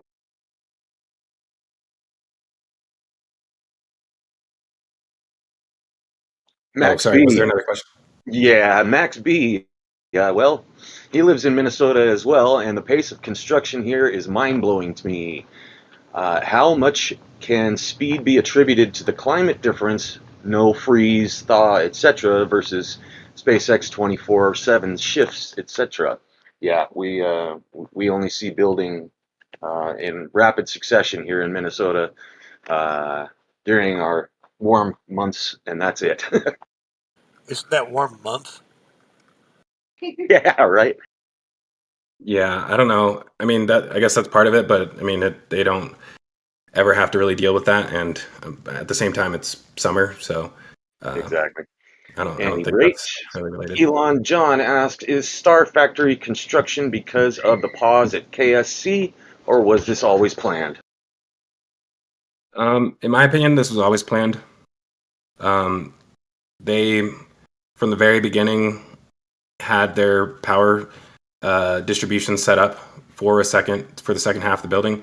If it wasn't planned, I think this would be about half of the size. So the question is when it was planned, and they may not have happened as quickly if they had the facility in Florida operational, but kind of tough to tell that for sure. The last one on that note, Jeff S. Jones asked a little while ago, Zach, when production ramps up, do you think SpaceX will barge ships or fly ships to other launch sites? Are the roads to the seaport being upgraded to move starships? I think people always ask me this, and my answer is still the same. I don't believe in barging starships. I just don't think that's ever going to happen. That's all we got for now. Cool. Yeah, I mean, if you can't use the act of even attempting to lay down a starship on its belly sounds like it's asking for trouble. So I just don't think that's ever going to happen. Cool. So I guess we will move on to the village. There's just a few things that we want to cover over here. So let's see. The HLS nose cone prototype is way back here, and they have a stairway connected to it, and there's a door on the side of it that allows them to get in and out. Not 100% sure what they're doing with this back here. It's an interesting place to be doing this. They also have brought back the header tank from, I think this was originally supposed to be for booster either 13 or 12, one of the two of them. Possibly even 14, not sure. But yeah, I'm not sure how that's related to this, but they also brought that back here. So this is our first time seeing this on this little pad that they poured back here. So I sort of threw this out during the show until I suspect that header tank is going to become the airlock in the payload section, four-ring payload section that would be below this nose cone. So that would be where the elevator and the rover would live, would be outside this airlock. And I think this is sort of intended to get this particular activity away from the build site so that NASA and the interiors people can be working over here and not have to get moved around when other operations impinge on wherever they would be set up if they were in the build site. Yeah, that makes sense. Yeah, Let's see. Go ahead. The booster header tank is very interesting because it was cut out. It was already installed. And then we saw that it was written on it. It said property of Starship Crew. Yeah. And it's also the bottom of it was cut off and left in the aft section of the booster. So they cut this off above all the piping. So they cut the downcomer at the top and they cut the bottom dome off above all the engine pipes. So it's not how you would normally put this tank in a aft section. It's been shortened a little bit. Yeah, pretty interesting there. What else do we got going on back here? So, well, really not much. They've got this little area that seems to be some sort of like park or a recreational area back here. We've got a few overhangs set up. And so I heard a great proposal from somebody during show and tell. How about an improved hovercraft landing zone? Because they have scraped the dirt out into the mud flat coming into this area there on the left side. What's wrong with the first one? More room to maneuver and more room for people not impinging on their recreation area. I suppose it's a possibility. And it's also has a shaded parking spot there, which the other one does not. Yeah, very true. Yeah, I suppose it's a possibility. It seems a little large for that, but yeah, I guess we'll have to keep our eyes on that part. Let's see. What else do we have back here? So the building that we were kind of thinking may be some sort of dining hall / grocery store type building. After this flyover was taken, they have fully installed all of the roof panels. So I think this is, as far as the actual structure goes, nearly completed now. So they're moving super quick on that. Yeah, the doorway structure doesn't seem to fit anything I can think of, especially with the two large doorways right up against the contractor's housing fence line. Somebody's going to have to move there, I got a feeling. Yeah, that is a possibility. I mean, we did think that these were show houses initially, but I don't know about that. I think these are kind of standard. Yeah. Maria says this is contractor housing now. Interesting. What else do we have? So, not really much. A lack of dishes. Yeah, the dishes are gone. I can't really see them in this image anyways. You need a different image. Here we go.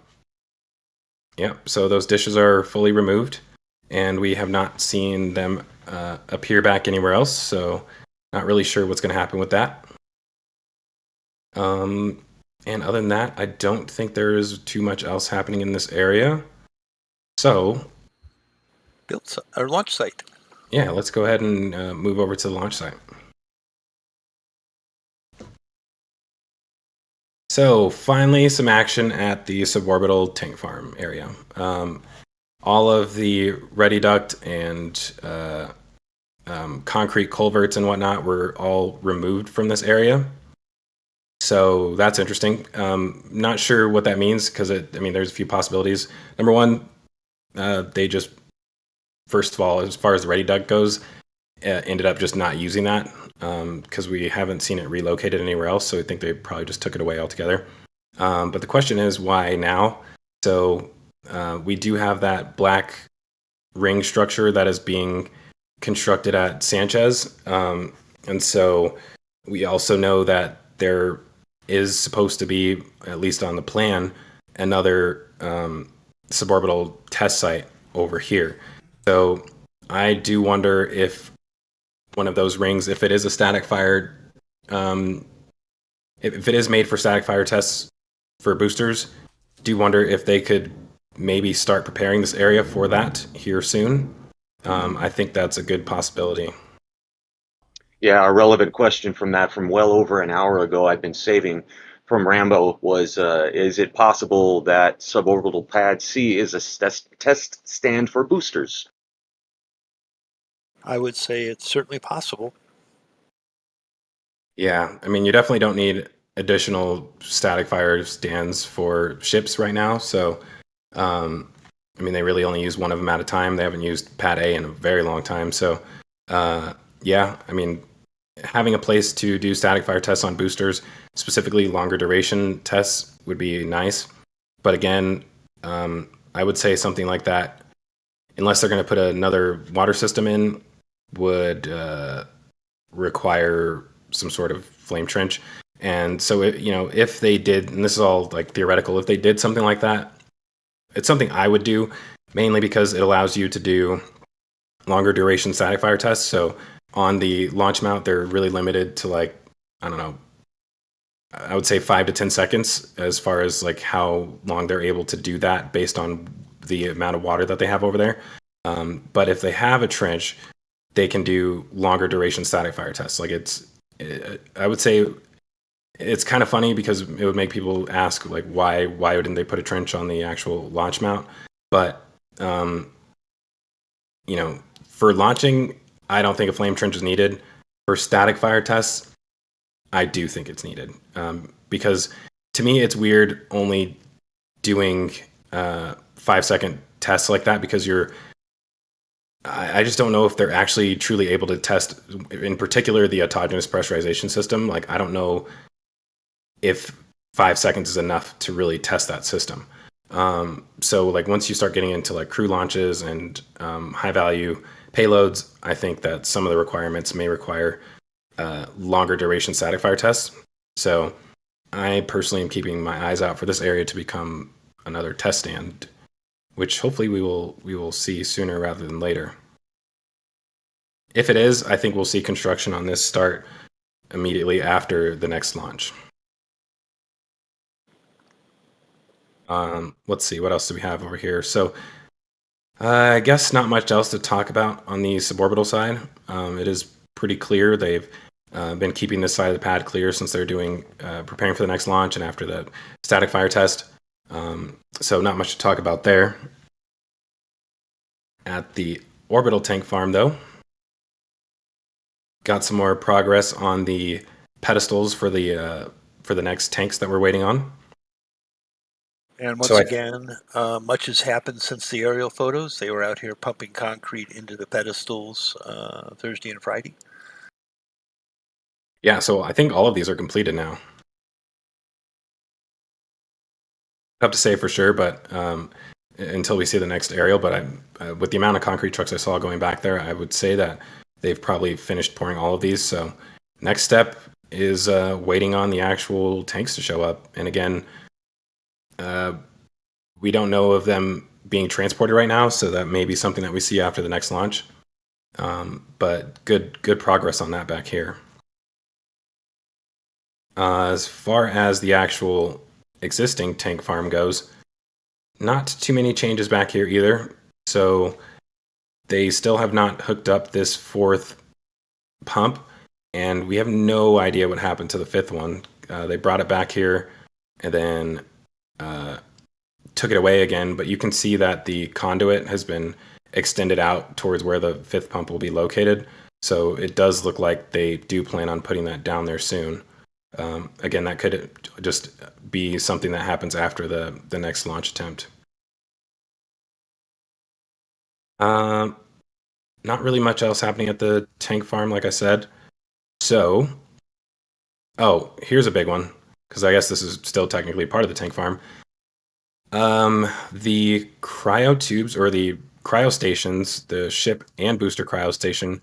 Well, I guess the booster one was already dismantled technically, but the ship cryo station has been completely removed. So that makes a lot of sense because, with having the cryo station at Massey's, and your suborbital tank farms, this probably isn't really necessary anymore. And if it was necessary, I think they could potentially build another one at Massey's. They do have room for it if they really wanted to. So yeah, this is just not needed here anymore. Now they don't have to worry about damaging it during launch attempts, which I'm sure it was damaged anyways. The question is, what happens to all of this stuff? So, this is cryo tubing that was used for that, and it tees off of the main supplies. For the integration tower and the launch mount, and now it's just essentially going to be sitting here unused. So I do wonder if this potentially allows them to, in the future, bridge the two tank farms if they need to, when they put another launch tower. But yeah, it's going to be, all that will end up going underground if they do it. So yeah, we'll have to keep our eyes on that. But for right now, it kind of seems like they're done with this. So it'll be interesting to see what actually ends up happening with all this pipe work. All right, moving over to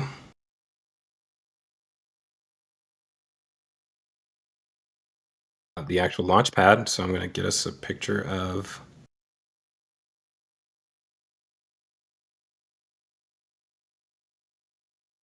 the tanks over here.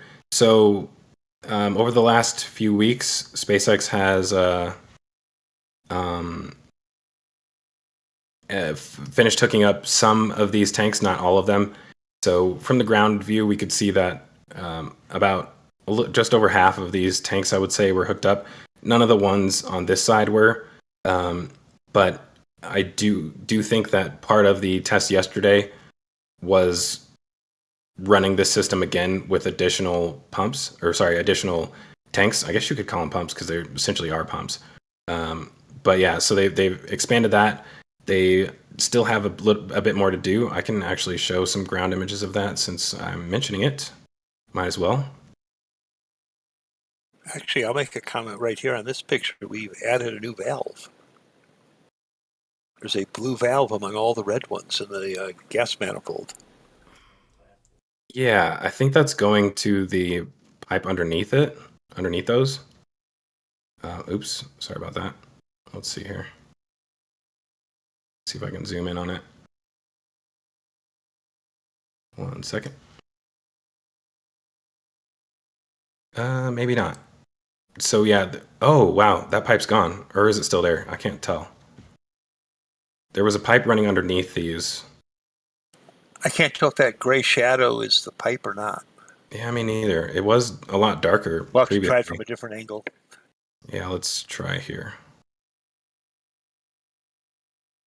Okay, it's still there. Yep, it's still there. Yeah, that's the one part we had no idea what they were even doing with that.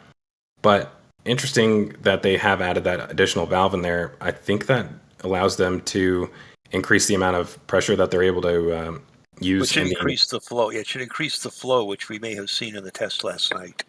Yeah. Agreed. Because it definitely did look like it was a lot higher flow that was coming out of there this time around. So it could partially be due to the fact that they have these additional tanks here, and it could also be due to the fact that they've added an additional line right there. So yeah, let me go back to that ground image that I was searching for.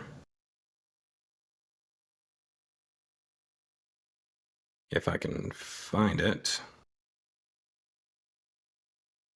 So Dave and I were looking at this before the show. That's not the one we want to see. So looking at those tanks from the front, you can see that some of them have been hooked up. So you can see this one here has, this one's not. Both of these are, all the ones down here have. But then there's some random ones that haven't been connected. And then all of these ones on the third rack have not been connected yet. So still got some work to do back there. And again, these two up here and this one up there, still not connected either. But yeah, lots of good progress on this though. I'm gonna go back to the aerial view one more time. And while we're looking at this, I'll also comment that unlike the gas manifold for the original 2 stacks of tanks, these main vertical pipes are top flanged, So there is a possibility that they could extend all of these stacks higher and add even more tanks without having to put a new manifold in, just add extensions. Yeah, that'll be interesting. I mean, the weird thing about this is that these are racks of 3 instead of 4, so I imagine that maybe in the future, if they do expand this, that they'll make it 4 wide up here, kind of like it is down here, 4 wide. So we'll have to keep our eyes out on that. But they have added some cross bracing on the top of these. So at least for now, it seems semi-permanent, but easily possible for them to continue to expand this here in the future. I was going to say, while we're here, I think I've seen a couple of the gas tank questions flow by. You got some, Joe? Indeed, I would like to also thank some folks for some donations. A very heartfelt and personal message from JK Video, $10 donation in memory of Indy's hubby. How very sweet of you, JK Video. Much appreciated. Dave, you, sir, gifted 5 memberships. Thank you for that. James L., $15 donation. It's going to be a great day when we get to orbit. Fly, birdie, fly. Jim Cabot just wanted to add another $5. Happy birthday from Sonny and Friends, RGV Aerial Photography. And so we do have a couple of questions. Let me pull that up. Henry Blackburn asks, when do you think SpaceX will start expanding the land for Orbital Pad B? Tough to say, but it won't be a surprise when they do it. We'll see it pretty much immediately. I don't know. I think we'll get lots of notice because it requires the Corps of Engineers to sign off on it, and that will all be published. And I know somebody will find it within about 3 seconds of it being published. Yeah.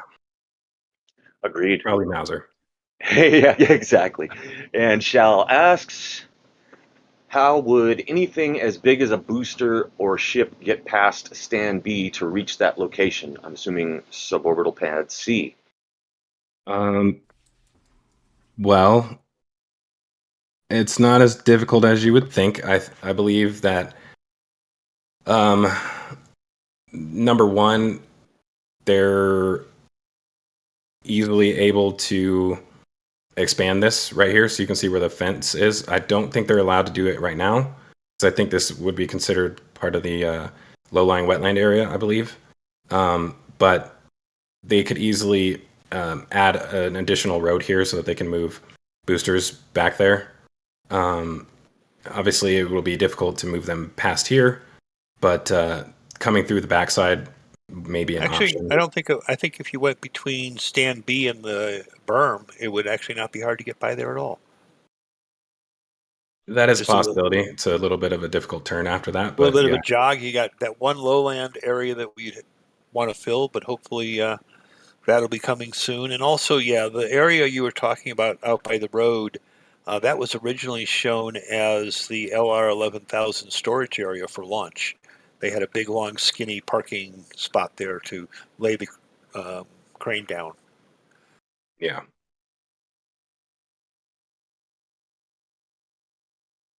Cool. Back over to the orbital side. Joe? Oh.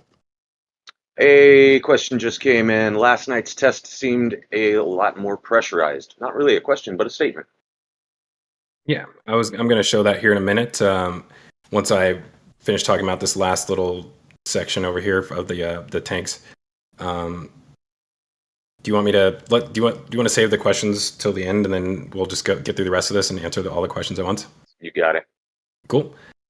So there was a question on whether or not the other water tank was used last night, and as you all can see, it is not finished yet. So number one, you can see that they are working on the inside of it. They do have some cold air going into the little port on the top of here, which means that somebody's on the inside working on it. It's also shifted backwards, and the reason for that is because the port that they need to put on the bottom of it, the little flange, well, it's not little, it's a pretty large flange. You mean the 4 foot diameter flange? Yeah. They can't do that with it fully in position because there's another flange coming off of this actual pipe, so you wouldn't be able to work there. So they have to shift it this way so that they can add that flange on. Once they do that, they'll move the tank back over. I think that's why this crane is still just sitting here waiting for them to finish up that work so that they can move this back into position. And then once they do that, they have all of the additional pipe work somewhere around here. Over by the vaporizer for the CO2. Yeah, so chilling down here. So they'll add on the remaining pipes over here and all of the valves. So I think we'll probably see that finished maybe within the next 2 weeks, certainly before launch. I would not be surprised to see it by the next episode of this show. Yeah, I mean, we are expecting possibly a static fire next week, and I think I almost would expect them to want this operational before that, but if not, definitely before the launch. Yeah. So that's one thing that we'll be keeping our eyes out on. So moving over to the orbital pad area, they have started to add in I don't know, I guess you would call it like I'm thinking of calling it a gutter, but that's not the right word for it. I call it either a curb or retaining water retention wall, maybe. Yeah, a very small one. I wonder. Yeah, foot high, maybe, if at most. I feel like the water just overtopped this thing. All it's got to do is steer it in the right direction. I mean, I think most of the water is going to be flowing across the ground towards that collection pond anyway. But remember, this is not for the bulk of the water. This is really for the priming and shutdown water that's not shooting out way past this wall. Because what's shooting over the wall doesn't count at all. It's over the wall. So it's only when the water flow is at the low ends, top and bottom of the deluge cycle, that water is going to collect on the pad and get captured. Yeah, and they have a little pipe running underground right here that connects to the actual retention pond. So not a super high flow area. So as Dave was saying, probably mostly for that prime up water. And that is actually being extended all the way down here. So it seems like the entire pad will be enclosed. I'm using air quotes when I say that. But yeah, it does allow them to actually catch pretty much everything that stays on the pad, which is nice. Yeah, my comment in the past about that was the water that's in the air is clean water. It's gone through a clean pipe system and been sprayed up in the air. The water that they're catching here is sort of dirty water because it's going to get rubber dust and engine oil and whatever else has been dropped on the concrete, picked up in that water that's on the ground and not in the air. So this makes sense to try to capture it. Yeah. Yeah, and last week we saw them, they started removing some of the fondag. I don't honestly know if there was a larger area than what we're seeing here, but there's a little small section right here and another small section right there, which had been removed. And then there's also another section right here. If I move us over to this side of the pad, you can see, so there's 2 sections right there, both fondag. We did see them bring in new bags of fondag, so I imagine that they probably worked pretty quickly to fill these back in. Probably want to get it done as soon as possible before the next static fire attempt, so they give it time to actually cure. But yeah, not as big of an area, I would say, as we initially thought, unless they somehow already finished this. Like, if there was a greater area out here that we're not seeing and they already finished it. But I would expect to see color differences, which I don't see. I still see the burn marks from the static fire. Exactly. So that's good news. Nowhere near as large of an area as we were thinking. Oh, okay, there's some over here by these legs. But that's really interesting because... Yeah, it's just those 2 legs that got it. The other 4 legs don't seem to have anything nearby. Yeah, that's really weird. Well, those are the 2 legs that get most of where the deluge manifolds tie in. for whatever Right. that's worth. Yeah, that almost makes me wonder if the vibration from the pipes potentially causing that, but I don't know. Well, I've got a feeling that the ground shakes here just from the water moving through all the pipes. Yeah, for sure. Yeah, I'd agree with that. Let's see. Given we have filled and are moving at pretty much max conceivable flow, a 4 and a 5 foot diameter steel pipe, yeah, with lots of direction changes in it. Yeah, I wanted to show some ground shots over here as well too, because we have the and sorry that I'm rushing us through all of this, but as I said, I am back in Denver this week, so I'm trying to be able to hang out with the family a little bit. Haven't been here in about 8 months, but let's check this out. So they finished the ugly leg. What is this? Oh, that's interesting. Okay, they have it on this leg too. Okay, that's just that's the bottom of the extension on the leg. Right. Yeah. Okay. So they had to cut a little hole for that. Interesting. Custom steel. Custom steel. Yeah, they've got. Look at that little tiny wedge on the bottom. Are you talking about this one? Yeah.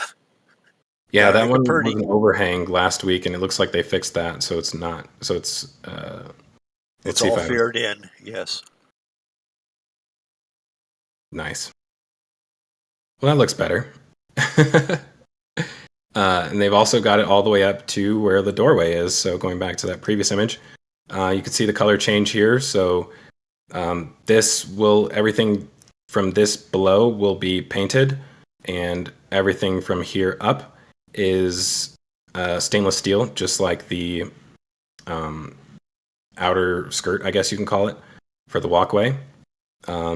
So yeah, that's kind of cool. They have this really weird dip down here. I don't know if there's going to be another strip of steel that goes on top of this, but yeah, I mean, it was important more than anything to maintain the slope on here, because you want the exhaust flow to like smoothly roll off the top of this. But yeah, I would say this stairway is pretty well protected now. And this was one of the last major things that they really needed to do as far as shielding goes. So tons of really great progress on that. And as ugly as I think it is, it's not as bad as I was thinking it was going to look. Now they need to shield the other staircase. Yeah, good point. They don't really seem to be in too much of a rush to do that, though. Not sure why, but I think it may have something to do with this little spiral right here. But I think it probably would be pretty easy enough to at least shield all the rest of this to protect the actual stairway. But on that note, I wonder if it's a possibility that they're waiting because they might want to actually replace this stairway first, because it looks pretty grimy. It's just got a little Mother Nature's rust on it. Yeah. Yeah, looks kind of bad, but I guess this is pretty much the last remaining area that needs to be covered. At some point, I would also maybe expect to see them replace or cover up the bottom of this as well too. But the thing that's getting in the way of that is the fact that they still are using the same Raptor Chill collection lines, which connect to this pipe right here. And every launch, those are going to get destroyed, so they'll have to replace them every time. So I think that's a big reason why they haven't done that yet. Let's see, what else do we got here? Oh, so they've re-added on the doorways. I think that's something we mentioned last week. There's the doorway here, and then there's the doorway on the other side, which is added on as well too. I don't know where my picture of that one is. I don't know if I have one. But yeah, pretty much all the last remaining things on here are done. They upgraded the doors on the booster QD. That's looking pretty good. I would say beyond the final painting, like for the next static fire, we're pretty much ready for that. Is there anything else you wanted to add, David, that I may have missed? Not really. The chopsticks have been up and down a couple of times to get them out of the deluge test. The shielding on the OLIT has been painted. Nice gray, dark gray shielding. It no longer shows the burn marks. Yeah, I mean you're getting keyed up to put a booster on this thing and make flames again. Because you know the rule here is every time we paint, then we have a flame event. True. And I did promise to show this one more time, so let's go ahead and take a look at this. This is the Mauricio's footage from the last night's flame deflector test. So without it being daylight, it's really hard to say for sure, but it definitely appears to be much greater volumetric flow rate coming out of this right now. It looks really awesome at night, I would say.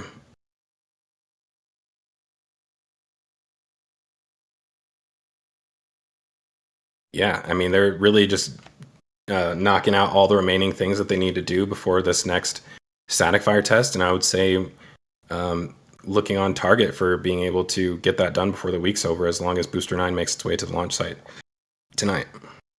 Yeah, I think the big key is getting whatever they're doing on the booster done so that the move crew can take it out to the launch site. Obviously, there's a lot of pressure there. Yeah. And before we answer some questions, I did want to say a happy belated birthday to Mauricio, since he had his birthday pass in between the last two episodes. So happy birthday to Mauricio. I did say it on Twitter, so I'm not late. The rest of you are. But did want to give him a shout out if he's still here with us. Yeah, I'm still here, and thanks everybody for their birthday wishes. I saw them in the comment section, and I appreciate that. I spent the day out at Starbase on my birthday. It was good. I had a good time by myself. But Did you other get to than take that, a walk with? Did you get to take a walk with Sonny on your birthday? oh no, I mean, I Well, don't not take at him. Starbase. I mean, yeah. I was gonna say more around home. I mean, yeah, he's here in my office right now, so we're pretty much always around when I'm at home. And yeah, it's interesting. Thank you so much for the donations as well. And yeah, back to you all. Again, thank you very much for the birthday wishes.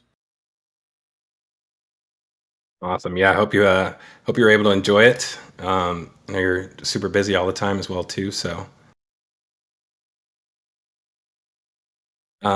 let's see, Astro Joe, did we have any final questions that we haven't touched on? I've got two. One that came in a while ago. Patrick asked, is there a good reason why they did not have a closing valve in the deluge water pipes to shut down the flow in case of an abort? Well, I think doing that requires additional equipment. So for one, when you shut a valve like that, you're going to have like a huge water hammer in the system, and they do not have they would need a big water hammer arrestor in order to do something like that. And I think that adding additional water valves doesn't really help them at all. They want to keep this system primed at all times, and adding in water valves kind of defeats that purpose. So yeah, I mean, I guess this weir right here kind of replaces the need for having a valve. And other than that, I can't really think of a good reason not to have them, but that's just how the system is designed, I guess. I think I'll give an Elon answer. The best part is no part. Indeed. And chat says the best valve is no valve. Chill Time is asking probably something related to the Rover 1 camera. Any idea what's happening right now with all of the barriers at the build site and how that might affect B9 rollout? And wow, J10 just gifted 20 memberships. Thank you, Jay. And Mauser, I think you're the expert on that area. Yeah, it sure seems like they've walled off a section for them to take mid-bay down, and there's still some vehicles and stuff inside, so maybe not imminent, but getting closer. And as far as B9 rolling out, the SPMTs still have not moved in. It does look like it gets pretty narrow in there, so I don't know if there's enough room for it to get out as things stand right now. And also, we're less than 3 hours from the closure, so they'd be pushing it. Yeah, I think they can get through there. If that air gas tanker gets out of the way, those are not real high barriers. They could even have the leg hanging over the barrier if the SPMT is up high.